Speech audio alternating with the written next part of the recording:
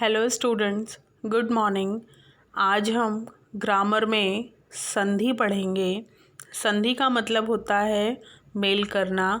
आइए हम संधि की परिभाषा और उसके भेदों को विस्तार पूर्वक समझेंगे। संधि शब्द का अर्थ है मेल।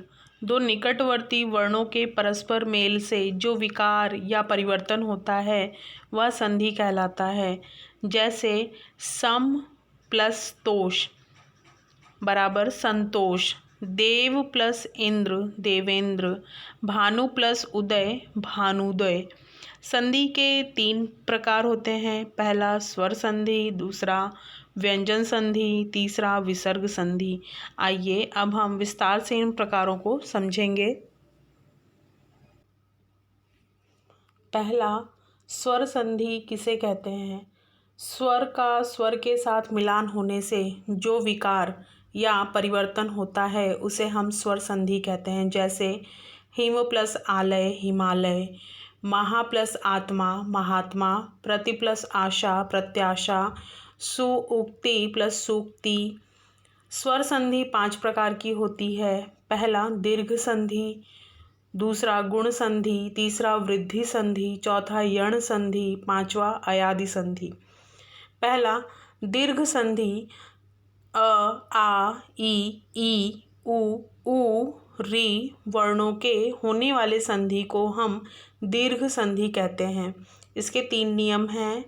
पहला अ और आ की संधि, यहाँ पे देखते हैं अ प्लस अ बराबर आ, वेद प्लस अंत बराबर वेदांत, मुख्य प्लस अध्यापक मुख्याध्यापक। ऐसे कई सारे उदाहरण हैं यहाँ पर। अ प्लस आ तो नव आगत नवागत, सत्य आग्रह सत्याग्रह, विद्या अर्थी विद्यार्थी, तथा अपि तथापि, दया आनंद दयानंद, रचना आत्मक रचनात्मक। इस प्रकार से काफ़ी सारे इसके नियम हैं जो हम विस्तृत रूप से भी आगे देखेंगे।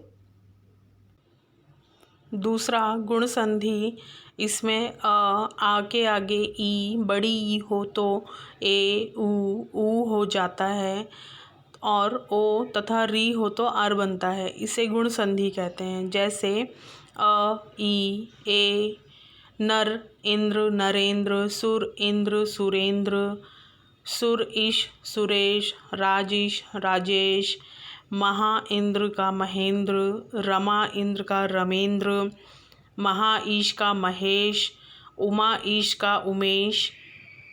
उ का अ हो जाता है, रोग प्लस उपचार रोगोपचार। नेक्स्ट है महाउदय महोदय महोपकार। ओ सागर उर्मी सागरोर्मी, नव उढ़ा नवोढ़ा, गंगा उर्मी गंगोर्मी, महाउष्मा महोष्मा, देव ऋषि देवऋषि, राजऋषि राजर्षि, राजऋषि राजर्षि, वर्षा ऋषि वर्षतु। नोट यहाँ पर देखिए कि जिस र में स्वर नहीं होता वह ऊपर लिखा जाता है। तीसरा हमारा हम देखते हैं वृद्धि संधि। आ का ए से मेल होने पर ए, आ का ओ से मेल होने पर औ बनता है। इसे हम वृद्धि संधि कहते हैं। जैसे ए एक एक, पुत्र ऐषणा पुत्रेषणा, मत ऐक्य, देव ऐश्वर्य दैवर्ष्य, सदा एव सदैव, तथैव, महाऐश्वर्य महेश्वर्य गंगेश्वर्य, जलोध परमोजस्वी परमोजस्वी, महाऔषध महोषधि महाओजस्वी महोजस्वी, परमौषध परमौषध, जलौषधि जलौषधि। महाऔषध महोषध है और महाऔदार्य महोऔदार्य। इस तरह से। चौथा यण संधि, जब छोटी ई बड़ी ई के बाद कोई भिन्न स्वर हो तो य, छोटा ऊ बड़ा ऊ के बाद कोई भिन्न स्वर हो तो व, री के बाद कोई भिन्न स्वर हो तो र में बदल जाता है। उसे यण संधि कहते हैं। अति, अधिक, अत्यधिक, प्रत्यक्ष, प्रत्यक्ष, इत्यादि, इत्यादि, प्रत्याशा, प्रत्याशा, नदी अर्पण, नद्यर्पण, देवी आगमन, दैव्यागमन, देवी उदय, दैव्योदय, अनुअय, अन्वय, सुआगत, स्वागत, अनुएषण, अन्वेषण, पितृ आज्ञा, पित्राज्ञा, पितृ अनुमति, पितृ अनुमति। पांचवा हमारा है अयादि संधि। ए के बाद कोई भिन्न स्वर हो तो अय, ए के बाद कोई भिन्न स्वर हो तो आय, और ओ के बाद कोई भिन्न स्वर हो तो अव, और औ के बाद कोई भिन्न स्वर हो तो आव के साथ भिन्न स्वर का समावेश होता है, उसे हम अयादि संधि कहते हैं। जैसे ए, अ, अय प्लस अ, ने। अब यहाँ पे देखिए, ने प्लस अन, नयन, शे प्लस अन, शयन, गे प्लस अक, गायक, ने प्लस अक, नायक, पो प्लस अन, पवन, भो प्लस अन, भवन, पो प्लस अक, पावक, और धो प्लस अक, धावक। इस प्रकार यहाँ पे बहुत सारे 9 प्लस इक, नाविक, धो प्लस इका, धाविका आदि इसके अयादि संधि के उदाहरण हैं। आइए अब हम व्यंजन संधि किसे कहते हैं देखेंगे। व्यंजन का स्वर या व्यंजन के साथ मेल होने पर जो परिवर्तन होता है उसे व्यंजन संधि कहते हैं। जैसे उत प्लस उल्लास, उल्लास, अप ज, अब्ज। इसके नियम हैं, अगर क, च, ट, त, प के बाद किसी वर्ग का तीसरा या चौथा वर्ण या य, र, ल, व हो या कोई स्वर हो तो उसी वर्ग का तीसरा वर्ण बन जाता है। अर्थात क के स्थान पर ग, च के स्थान पर ज, ट के स्थान पर ड, त के स्थान पर द और प के स्थान पर ब बन जाता है। जैसे दिक्, गज, तो दिग्गज हो गया। वाक, ईश, वागीश, अच, अंत, अजंत, षट यंत्र, षड्यंत्र, अप ज, अब्ज, सद्भाव, सद्भाव।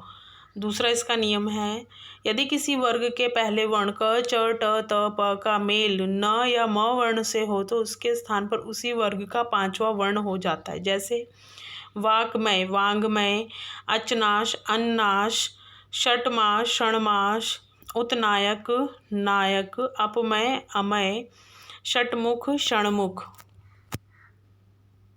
तीसरा है विसर्ग संधि किसे कहते हैं। विसर्ग का स्वर या व्यंजन से पहले से मेल होने पर जो परिवर्तन होता है उसे विसर्ग संधि कहते हैं। जैसे यशः, दा, यशोदा, मनः, योग, मनोयोग।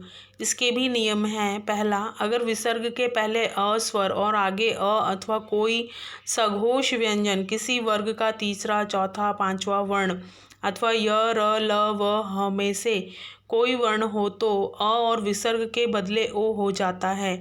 जैसे मनः बल, मनोबल, यशः गान, यशोगान, मनः अनुकूल, मनो अनुकूल, पयधि, पयोधि, अधः गति, अधोगति, तपः भूमि, तपोभूमि। दूसरा नियम है, विसर्ग से पहले ई या ऊ स्वर हो और विसर्ग के बाद किसी भी तीसरा, चौथा वर्ण हो या र, ल, व, ह हो या अतः और पुनः शब्द हो तो विसर्ग का र बन जाता है। जैसे दुह उपयोग, तो दुरुपयोग, अतः आत्मा, अंतरात्मा, नि आहार, निराहार, दुह गति, दुर्गति, नि आशा, निराशा, पुनः उक्ति, पुनरुक्ति, निधन, निर्धन, धनु ज्ञान, धनुर्ज्ञान। इसी के साथ विसर्ग संधि, व्यंजन संधि और स्वर संधि को आपने अच्छे से समझा होगा और इसकी प्रैक्टिस आपको घर पर करनी होगी, तभी आप बहुत अच्छे से संधि को पहचान पाएंगे और उसका विग्रह कर पाएंगे। बोर्ड एग्ज़ाम में भी ये बहुत ही महत्वपूर्ण है। 2 मार्क्स के अंतर्गत ये पूछा जाता है, इसीलिए आप सभी लोग इसे बहुत ही ध्यान से प्रैक्टिस करिएगा और समझ कर लिखिएगा। धन्यवाद।